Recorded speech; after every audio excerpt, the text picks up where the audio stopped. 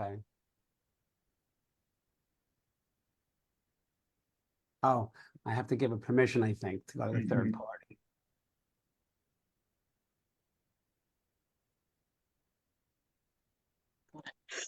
Okay, we're going live. No, you look absolutely fine. What do you think, Mark? With Mark, I mean, Yeah, I think it was good. I mean, I don't see a light. I was wondering about mine up there, but That's what I was talking about. I was talking about right your there, light. right, yeah, right. Is Yeah. that too much there? What about That yes, this? might be a little too that's much. better. I think you just fixed it. Perfect. Yeah, Yeah, that's better. very nice Better? background. Okay. Okay, are we ready, gentlemen? Are we ready? We're rocking and rolling a little, just 1 minute early, but never mind. Better early than never, right? So let's start. So, good morning, good evening, good afternoon, wherever you are across the globe. Welcome to On the Sofa with Esther, the Tuesday show, Words of Wisdom. And to let you know, I set up this show predominantly in January because last year was a hard year for a lot of people. I mean, it can be challenging at the best of times, but with the wars and stuff. And just walking around my area, you can see the pain in people, you can see the rejection, you can see so many things. And I thought, wouldn't it be nice if I just got, people who are doing incredible things, but ordinary people doing extraordinary things, who are reaching out and touching people's lives, but they're going through their stuff at the same time to share their process. So with me today, I have two incredible gentlemen that I met last year when I was in the States. I had the privilege of being interviewed by Marc Hoberman. Mark is so many things. I'm going to ask him to share who he is in a peanut shell in a minute. But Mark interviewed me. It was a really stunning interview. So thank you. And then I've got Mark Ridley at the top, who I met at my meet and greet in Los Angeles. And, we had this connection. And, I know that both of these gentlemen are doing some incredible stuff. So without further ado, Mark is, he's so many things. He's the CEO of Great Success Education. He's a motivational speaker. He's a presenter. He's a coach. He's a trainer. Life Stories with Marc Hoberman. It's a platform, it's a show he does that provides a learning experience for people of all ages. And he covers a wide range of industries from art, athletics, entertainment, academia.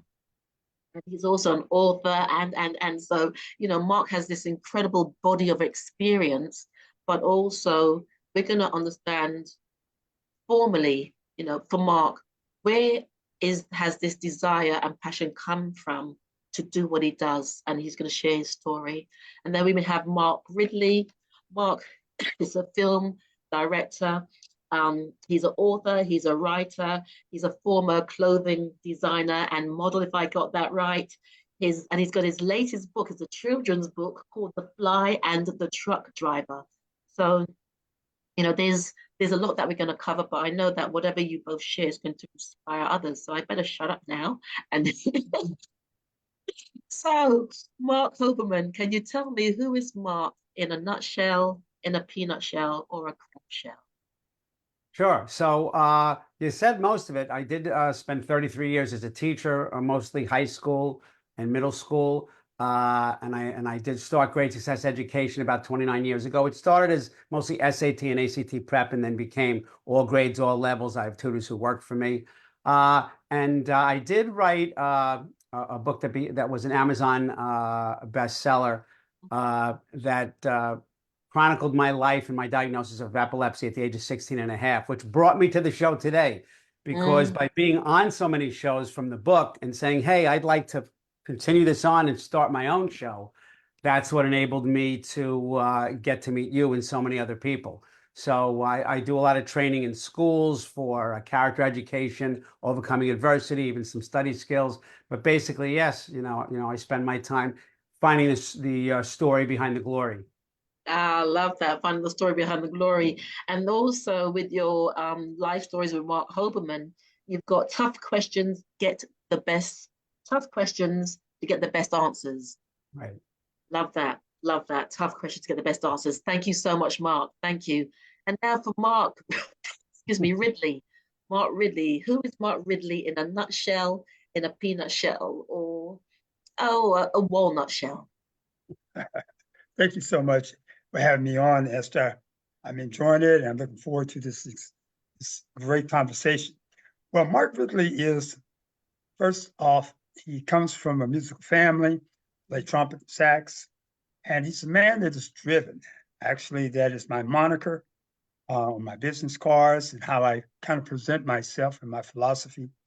I'm a creative person. I like to write. I like to tell a narrative that's different. Um, I'm an actor. I've been a SAG actor for over 40-some years, appearing in over 50, 60 shows, and television shows, production, stage plays. I've started this little thing years ago, 13 years ago, directing film, making film, and telling my narrative.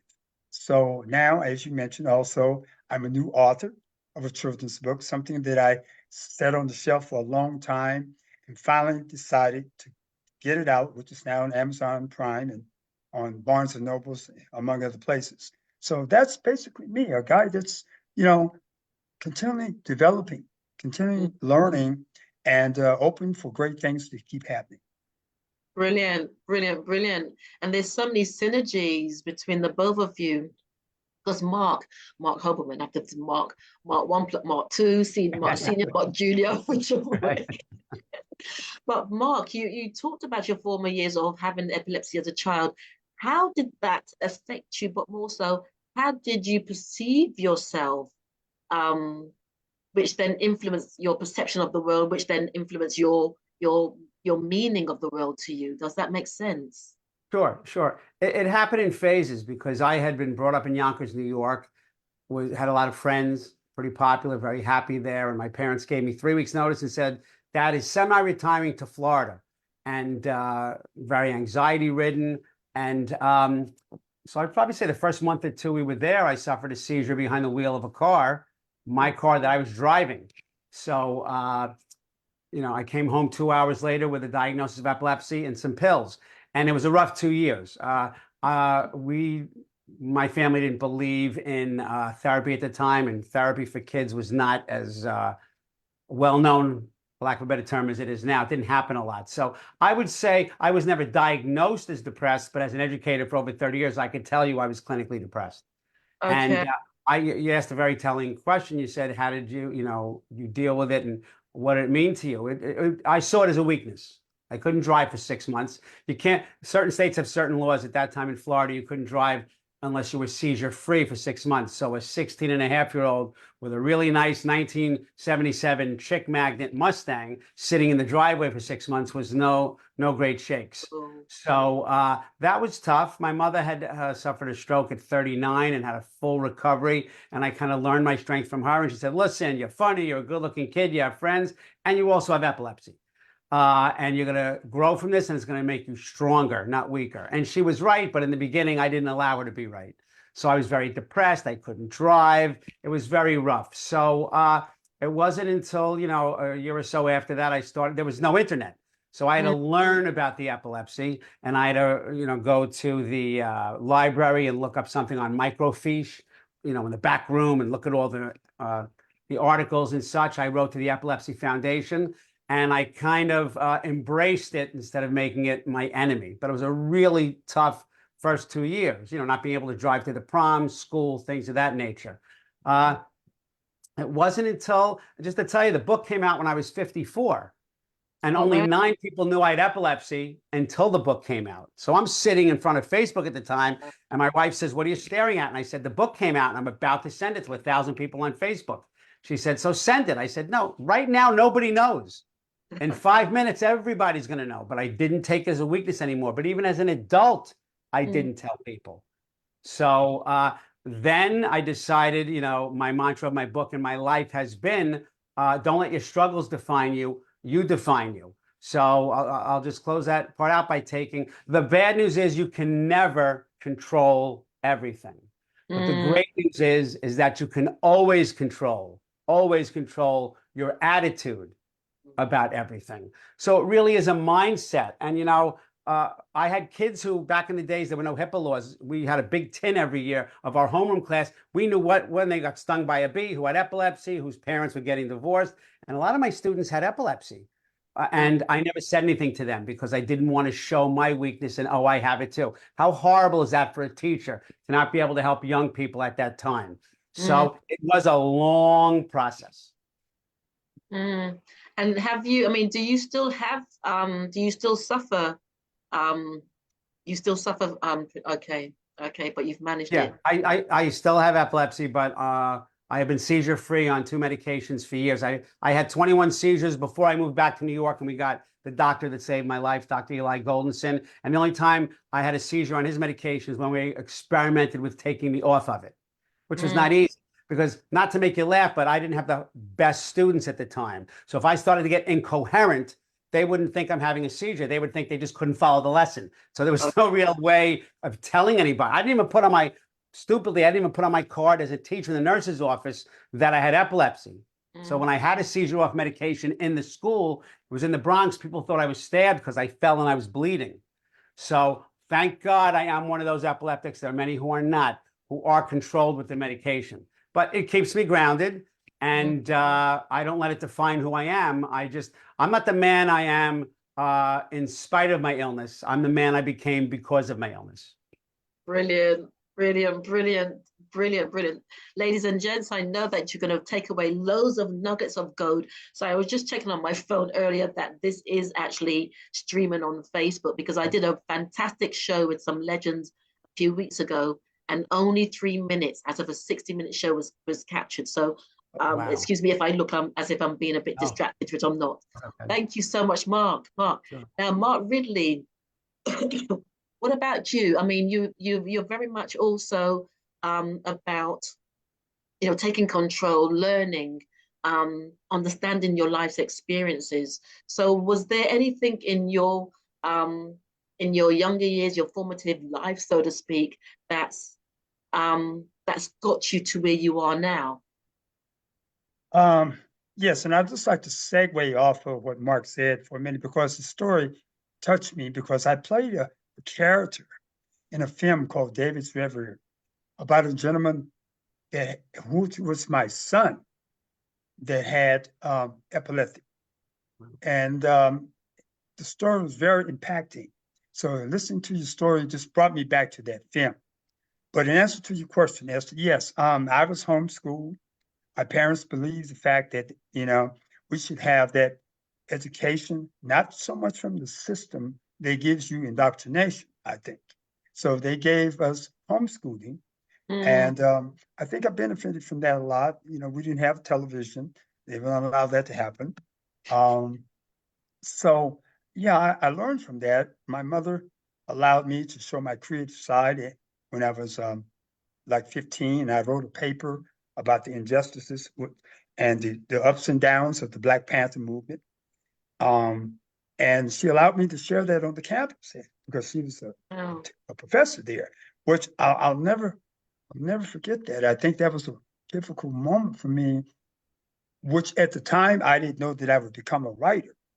But I mm, think that helped me to formulate some of my writing senses, if you will. Um, and that moved me into another phase, which I don't talk about much. And that is, I was a police officer. So okay. the very things that I saw that I didn't like, I became in the process, but to kind of put a different twist on it so that I could, maybe help in some kind of odd way some of the things that I saw going in with society. And I did that for, a number of years, quite a few Mm, years. And I saw a lot. I saw a lot that, had stayed with me in the criminal system. I saw a mm, lot of victims. I saw a lot of injustices on both sides. And that has formulated the way I write to some degree, which I don't believe in soft touching anything. And if you've seen some of my films, you know what I'm talking about. mm, I continually push to write narratives that can affect people's lives, can change people's lives. can make them think and sometimes just open up and be a little bit more real about life and who they are.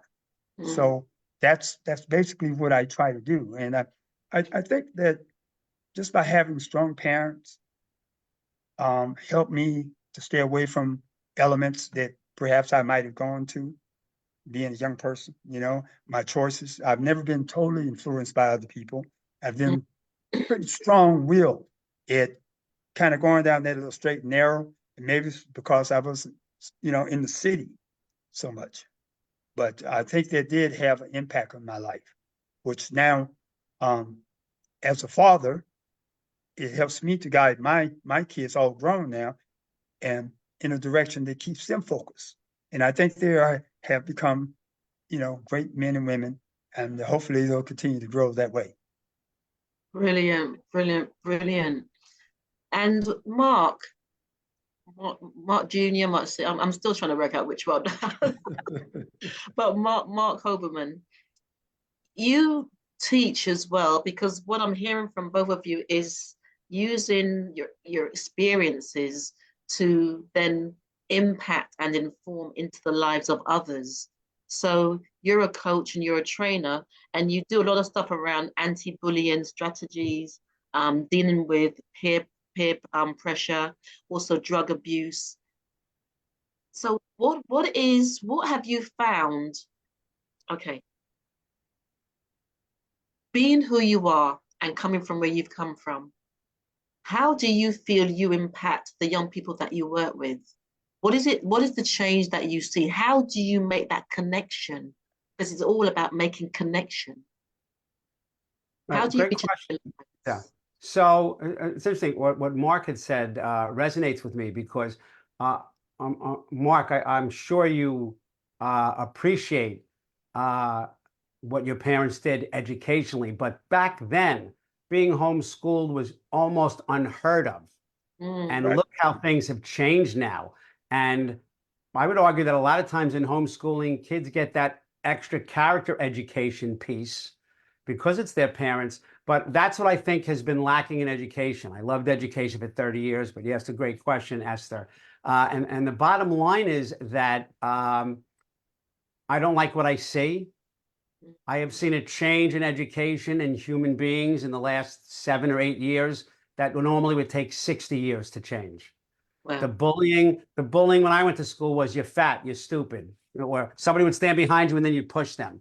Now with cyberbullying, with Snapchat, with all these things, it's just very difficult. And I feel that we've lost our way because while academic education is so very important, I just met Mark now, and I can tell you right now, Mark would not be who he was if he didn't have the education he had, whether it's at home school or other school. He had the character education built in. I mean, when someone hears, he said it so glibly. Yeah, there was no TV. We didn't have that. Yes. Well, my kids heard that, they would fall down. So that's amazing that, what people think is important. So honestly, what informs me, I think as a tutor, I think as a presenter, unfortunately, I have that sixth sense because I can tell in like 10 seconds when a young person or their parent is struggling or anxious or almost depressed. I don't fancy myself to be a doctor. I'm not. But the things I've seen in the classroom, remember my first 8 years was in the Bronx, New York. 80% of my kids were on free and reduced lunch. Most of them did not have two parents at home. So I saw those struggles. And now I once had a kid say to me, Mr. Hoberman, we love you. You're our favorite teacher. I know you love us, but you'll never know what we're going through because you're not Black. So I told them stories about being Jewish and certain things that were said, but it paled in comparison, quite honestly, to their stories. But I know what it is to be displaced. I went from Yonkers, New York to Florida. I know that, I've had people who were displaced. I taught in Spring Valley, New York, when the earthquake occurred in Haiti. The biggest influx of people coming into the United States came to Spring Valley, New York. And I taught at that time at Spring Valley High School. So I'm sitting here, I know what it's like to be displaced, but these kids in front of me were displaced from another country, pulling some of their friends and relatives out of rubble. So I could really feel some of that pain because of what I went through and how I suffered emotionally as a teenager. And then when my son was diagnosed with IBS, irritable bowel syndrome, I had started the book 10 years prior to that. But I said to my wife, said, you know, you're really doing a good job calling the doctors, but you don't seem emotional enough about it. And I said, I probably would be, but because I went through it, I'm very methodical. I know what the wrong thing is. I know what the right thing is, and I could be helpful. And the light bulb went off. I said, hey, if I could help my own family, myself, my son, my wife, I could help others who are suffering. So the way I teach, I like to think that I'm an engaging teacher, but it's about a word you said before. It's all about connection. I could know everything there is about Romeo and Juliet and Shakespeare. But if I don't have the respect of the student in that room, if they don't think I respect them, if I can't connect, what does it matter what I know? I can't impart that to them. But I just want to tell people who are watching the importance of academics is very important. Pales in comparison to character education or the substance abuse, the opioid. People say, let somebody hit rock bottom. There is no rock bottom anymore. With fentanyl and things on the market, rock bottom is 6 feet under. So there are some scary times. I'm not trying to shock people now, but they know what the problems are. But there aren't enough funds to bring speakers like me in or train teachers or bring trainers in to help them. These kids need help and the educators need help. People Yes. don't stay in teaching as long as they used to. The average inner city school teacher lasts 5 years and they don't leave the inner city, they leave the profession.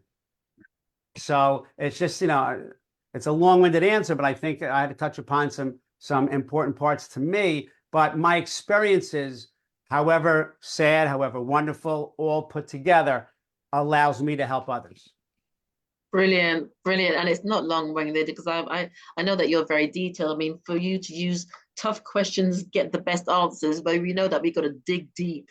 And it's Right. just like Mark said as well, even with his films, he said, he digs deep. He tells the truth as it is.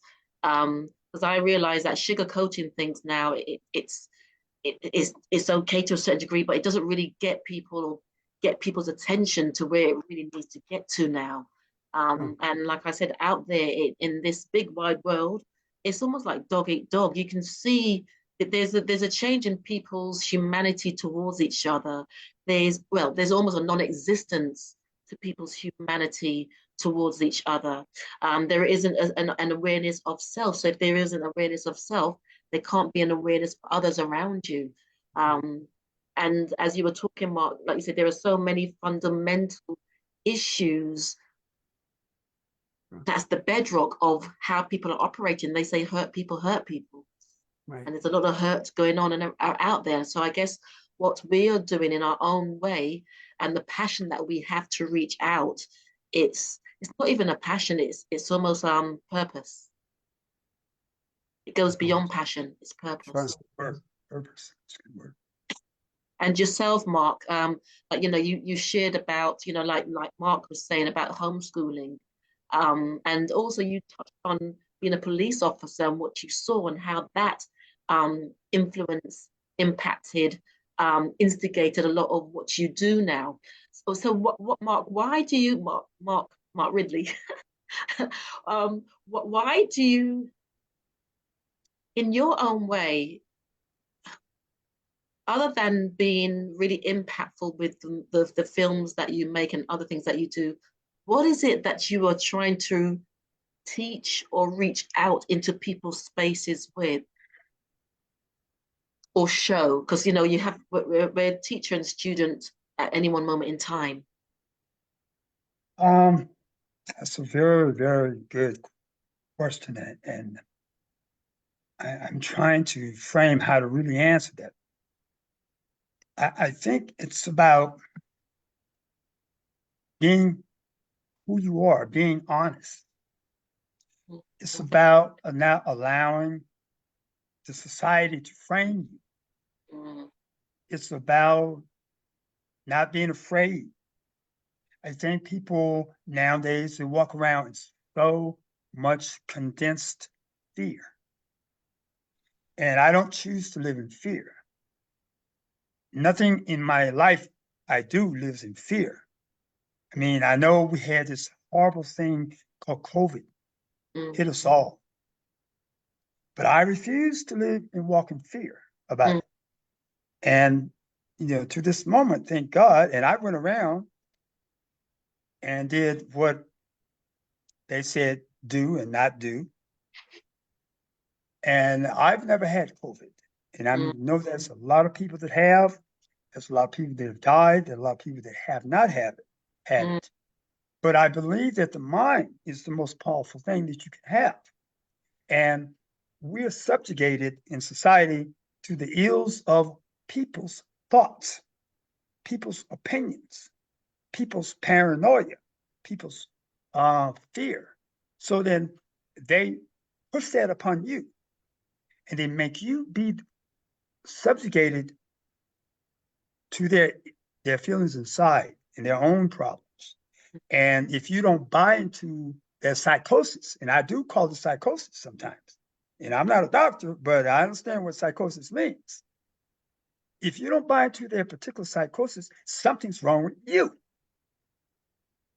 And that is something that I think every person has to fight and get out of that, get out of the fear, get out of the psychosis, get out of the abnormalness that has crept into our society. We live in a very abnormal, structured society right now. And I know, I'm sure Mark never saw that when he was, first starting teaching school. You've never seen that when you started your life as a young lady. I never saw it, but it is now the norm. And I refuse to let abnormality become my norm. So I fight back with honesty and truth, at least my truth. And I'm not afraid to speak on it. Thank you. Thank you. Because what's come up from that is how to be authentic. But I want to ask both of you then, because as I'm hearing you both talk and share, the question then is, where do people get these tools? How? I mean, we've all learned through our life's experiences, but sometimes people, and for me, because, I'm very intuitive as well. I do a lot of intuitive work. So, I've had to learn intuitively. Sometimes when I've been down on my knees and I'm praying, and you've got the angels and God, guiding you. And then, you've got other people around to help facilitate that growth. But a lot of people don't have that. And they say, birds of a feather flock together. So you can imagine you're surrounded by people speaking the same language and you want to get out of that. So can you both share some of the tools that people could discover, rediscover, or that you personally can offer them as they go through? Because, I can say, I understand about the fear, but even sometimes with me, when I feel it, I've got tools because I recognize it. And then it's almost like, because I've recognized it, then I can do something about it. So if you can both share, open up the platform to you both, those tools that can help others. Well, let me just, I just said that about that. Let me offer my little tools and the nuggets that work for me. First of all, I recognize for me that I'm one that was created by a creator, which makes me a God. I see myself as a God because I'm like God. I was created by God. Some people say gods, they're gods. I believe there's more than one. That's just my thought process. I think you can go inside, you meditate. You must live in your total belief that you have what it takes. And nobody can shake that, but it has to be here first. You have to learn the meditation. You have to learn to stay around positive people. You have to get away around people that actually can hurt you mentally, verbally, emotionally. And that may hurt somewhat because you're moving away from something that's familiar in your life, even though that may be family. But you have to put yourself in another environment. You must raise your vibrations and you must love. And the one thing that raises all your vibration is love. If you love, your vibration raises and you find no need for those at a level that's lower. Because Mm. if you can be to a 400 to 500 vibration in the normalcy of your life, you are winning. And the other lower vibration people, they just kind of just drop off. I've seen it happen for me. They just Yeah. drop off. And that's okay. I love them, but they drop off. And Yes. that's fine. Thank you. But there's a few more questions because I want to ask, I still want to ask how, because you said what they can do, but sometimes when people are in a place of pain, they don't know how to get to, it's hard when when you're used to being around certain people and then you've got to pull away. I mean, for me as a child, I was always on the outside because of my energy, and I now understand what people mean about my energy. And it was normal for me to roam on my own or be shunned, and I could deal with that. And also, I had a very strict religious father, so I couldn't get involved in anything. I just knew I would have been annihilated. I couldn't. And so, and also for me, I never understood a lot of what other kids would do anyway. It was, why would you do that? But I know I was in a different place. But for me to have walked a lot of this journey alone, it takes something. It takes something of character. Um, as Mark said earlier. So, Mark, I'd like to ask you the same question. Some of the tools and the techniques that can support others. And I'm going to see if anybody's left any messages on Facebook as well whilst you're talking. Okay. So I want to piggyback on some of the things that Mark mentioned. So what he's really espousing is a mindset shift, a growth mindset. And I want to piggyback on something you said also, Esther. You talked about hurt people hurt people. So I've partnered with different people over the years. I've done my own presentations. I just partnered recently with someone named Daniel Echevarria. He has a show called Weekly Dose of Dano. We created a business called The Power of Choices. But you just said that kind of the magic words, which is people don't know what the right. It's not that people don't want to make the right choices; they don't know. So the answer is information. You can't have the growth mindset is being willing to know that you don't know everything and accept certain things. So how do people actually do it? You never stop learning. I taught 33 years. I thought I was a very good teacher. In my 30th year, I went into a teacher's room who was doing a great job teaching something that I was having trouble with. I wanted to see how she was doing it. So the truth is that you have to inform people. You have to get information. How do you do this? I didn't know what epilepsy was. They said, you have epilepsy. I said, that's terrible. What is it? I had no idea what they were talking about. So with the internet, you have to read like crazy. Read self-help books. You can, that's listening with your eyes, taking that in, but there are podcasts. There are radio shows, something like this. As one of my students said, Mark just spit some gold. He dropped some gold on us. So the bottom line is you have to know that, again, you can't control everything, but you can always control your attitude. But you don't know what your attitude is unless you have all the information. I'm not going to get on my political bandwagon, but this is the problem with politics. Back when we were teenagers, you turned on Channel 2 News, Channel 4, Channel 5. It was the same news report. Now you watch it on one channel, you watch the same report on something else. It's like two different stories. Yes. So who do you believe? But you have to be informed. You have to find people, like Mark said. You are who you hang around. End of story. You hang around with 6 of your best friends at thugs. You might love them. You might kill for them. You're going to be a thug. Okay? So you got to be informed about what can help you, what can hurt you. And I don't believe in just these affirmations. Some brilliant affirmations I've seen friends put on Facebook. Life is not a saying. Life is not a t-shirt. Are you going to implement some of these lessons you read, hear, and see? And that's the missing piece. The implementation piece is not always there. Sure. Oh, brilliant, brilliant, brilliant. And you said something there, Mark, about choices. And it's interesting because a lot of people don't think they have a choice. Right. It's interesting, isn't it? They don't feel they've got choices. They just stepped in and did something and didn't realize actually that was a choice. And so what we're going to do now, we're going to expand a bit because I'd like to find out a little bit about Mark's book and what that's about more. And I know it's for children. So why did you choose to write a children's book? And just give us a take of what that's about. Well, I began to write this book about 20 years ago. with my then, I think he was 5 years old at the time. He was sitting on my lap, and I just was doing it as a lark.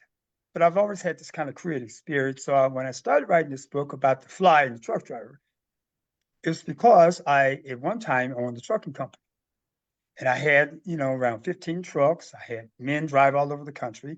And each, I gave all the kids a truck with their name on it. So, they said, that's my truck. Of course, they would go play in the truck when the truck was around, or I'd drive them in the truck here and there. And the story is about courage. It's about discovery. It's about fear. It's about obeying your parents. It's about you finding out who you are, what special gifts you have. So Flash, the fly, is also, it's a pest, right?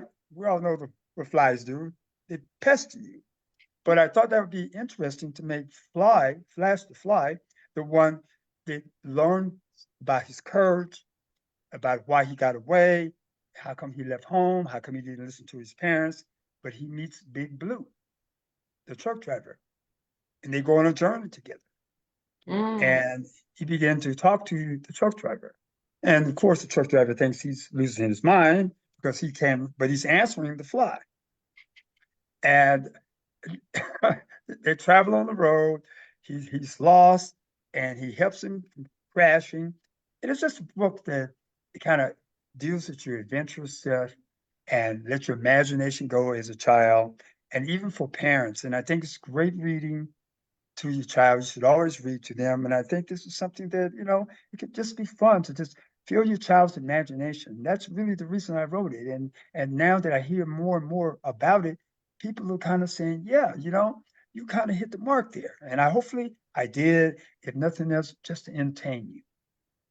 Brilliant, brilliant. Thank you. And what's the time now? We've got about another 10 minutes, because what I'd love to throw out to both of you, and was even before you talked about imagination, because you talk about the imagination for a child, but why is it so important for us as adults to feed our imagination and our creativity like a child? Because sometimes when I want downtime, not sometimes, excuse me, apologies, I watch a lot of children's movies or whatever, because I'm a superhero. I mean, when I go to see movies, and if I went to see Spider-Man 2 years ago, and people know me already, I'm coming down like Superman, because I believe I'm a superhero. And I think for me, I don't care. I want to be an elf for Christmas as well. I've wanted to be an elf for the past 2 years. I actually went for an interview 2 Christmases ago to be an elf, and people are like, why? I said, because for me, keeping that imagination, keeping that childlike essence alive also helps us as adults to deal with there's so much stuff that we have to deal with. And if we can just go into dream world sometimes, or just become our superhero, it just brings in that sense of that bit of humor and playfulness in life.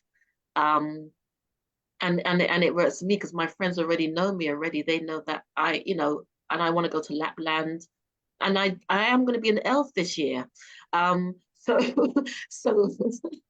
for both of you, what is the importance of creating, maintaining, as adults, that place of imagination and creativity? Mark H.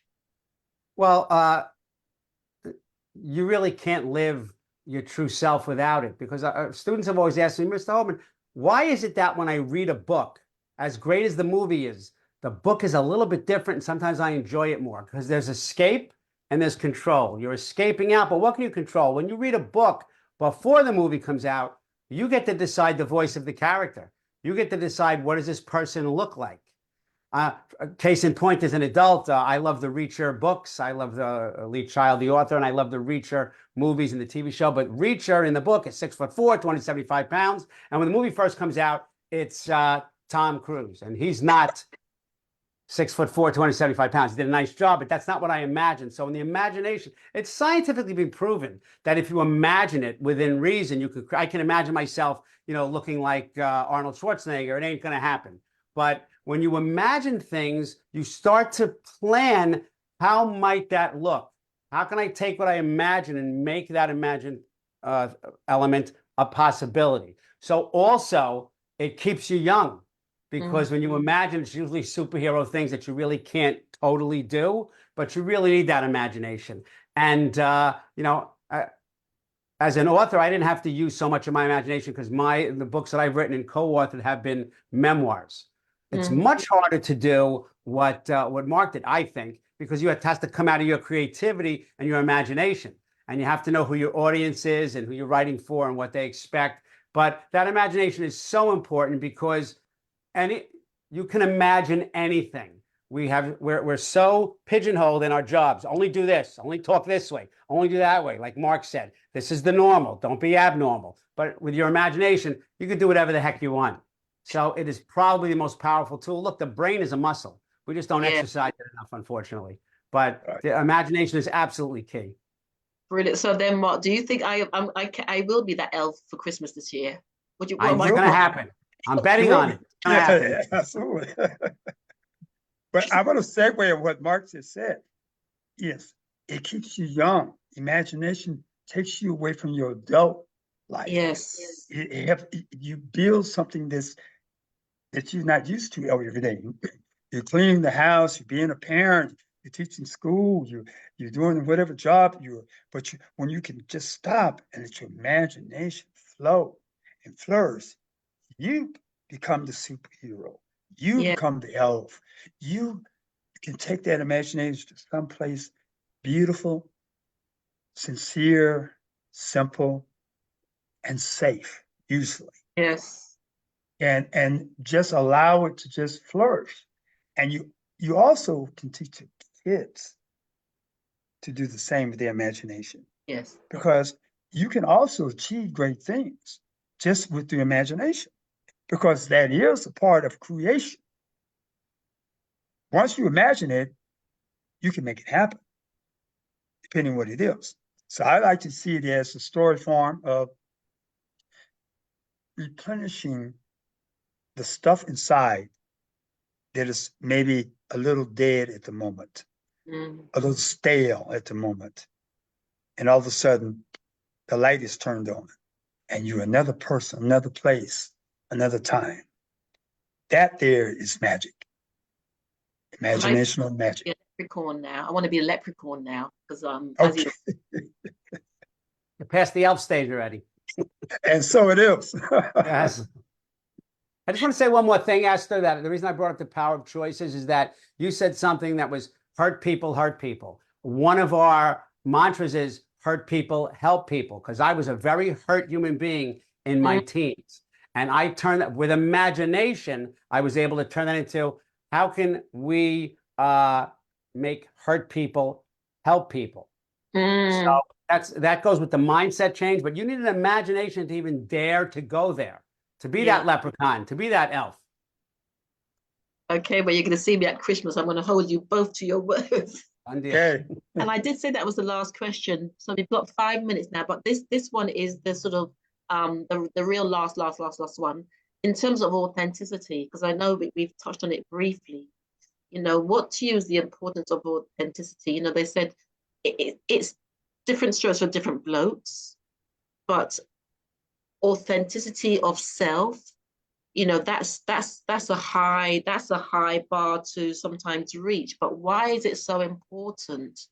They said one man's truth could be another man's poison, but I also believe there's a universal truth. So there's a universal truth. So what do you both feel is the importance, and why is it important to be authentic, especially energetically as well? Well, I'll tell you that I think, Esther, a publicist who does some work for me is Deb Hader. I think you know Deb Hader. Oh, yes, Deb, yes. Queen. Yes, Shout out to Deb. So I have to tell you, one time, almost, mother. Yes. Almost, it was during COVID, and things were starting to almost get back to normal. And the best I love doing my show, and you love doing your show, and you said such nice things about the way I interview, and I really appreciate that. But the best compliment I ever got, she was at a party, and there were people sitting at the party. Luckily, they all were recommended on my show to her, but they were all talking, and they said, we can't do interviews that much anymore in person because of COVID and whatnot. And someone said, I was on a show recently where a person was really good. It was a different interview and it was my show. But then the second person said, I was on a show too. What I really liked is that he allowed me to be my authentic self. Mm-hmm. Now, that's a great compliment, but I said to myself, well, who else would they be? But, I watch talk shows as much as the next person. I love them, but I'm not Hollywoodish. I'm not all about when's your next movie coming out. I'm about tell me the story behind the glory. I want to know about your upbringing, your education, things of that nature. So, like it or not, and people don't always live it, your authentic self is who you are, whether you're being your authentic self or not. Yes. If you're a mean person and you're trying to come off as not being mean, your authentic self will come out to certain people. So why is your authentic self so important? Because that's who you are. And so many people stray away from who they are instead of embracing it and or improving it. So authenticity is all there is, because even if you fool everybody else, you're not going to fool yourself. So there's nothing more important than being authentic. It's nothing more courageous as well. Thank you. Mark, I love that answer. I love that answer, Mark. And I'm going to say being your true authentic self is looking at the man or woman in the mirror and knowing without a shadow of a doubt who you are. And you might want to do that, what I like to say, wide but naked, because you have nothing to hide at that point. Now, like Mark said, how you choose to really live that life is part of you being authentic. Yeah. If you lie about your authenticity, it's going to come out. And people will see who you are. And I think that you should have to live your life without the shame of your guilt, the shame of your faults.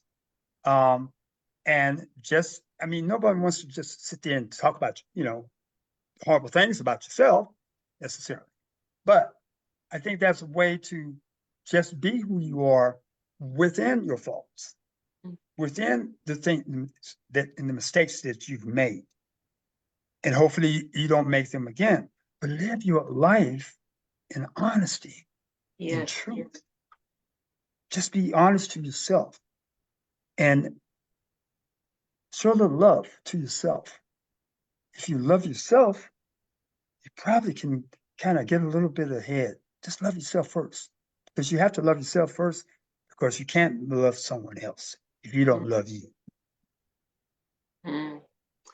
There's so many other questions that I want to sort of expand on that you've both said, but we'll have to do a part 2, because then we talk about loving yourself, and some people may say, what does that look like? What does that, because obviously there's their experience of love, they may see it as love, even though it may be harmful, hurtful, whatever. And so it's how can they really understand love from that place of honoring yourself? And when you honor yourself, then you'd want the best for yourself. You'd do things that elevate yourself. And that could be simply, taking time out and having a bath, taking time out for yourself, eating good food. As you've both mentioned, moving away from toxic people, because what you're doing, you're protecting the temple and learning that we are the temple. But this is going to have to be a part 2, because then you both keep saying things. I'm up. But this has been wonderful, gentlemen. I just want to say thank you both for your time. Thank you both for your for sharing and winding down. I'm really, really winding down now. I'm really, really winding down. Is there anything else that you want to share with the audience for anybody who's seeking, searching? Mark?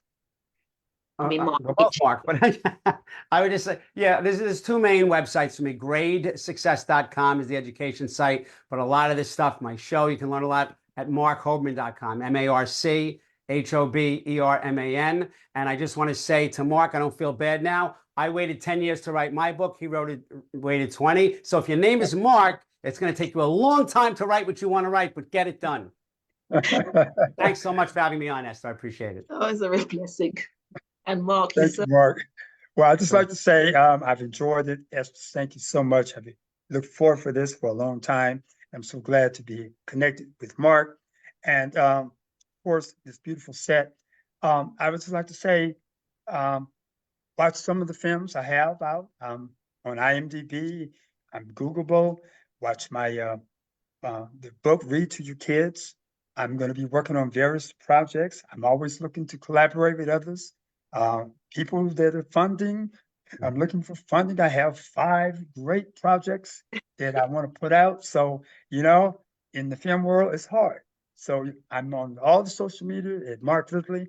My website, www.markeridleyauthor.com or www.iammarkeridley.com. So thank you Brilliant. so much. Brilliant. Thank you. Thank you. And ladies and gents, just to say, same time, same place next week. And also, I will be putting out a special. There's a there's a production that I went to see last week called Blue. They're currently touring the UK.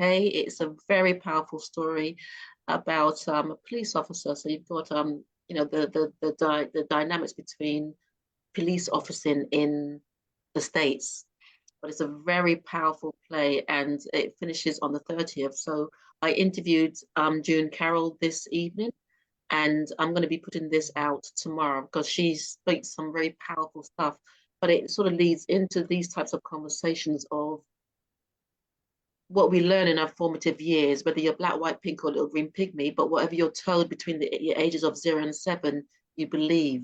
And so this play really looked at the dynamics of a white police officer who had killed a young black man, and he was being interviewed by a black sergeant. But then the whole performance escalates into, at the end, both individuals realizing the learning, both individuals realizing their challenges.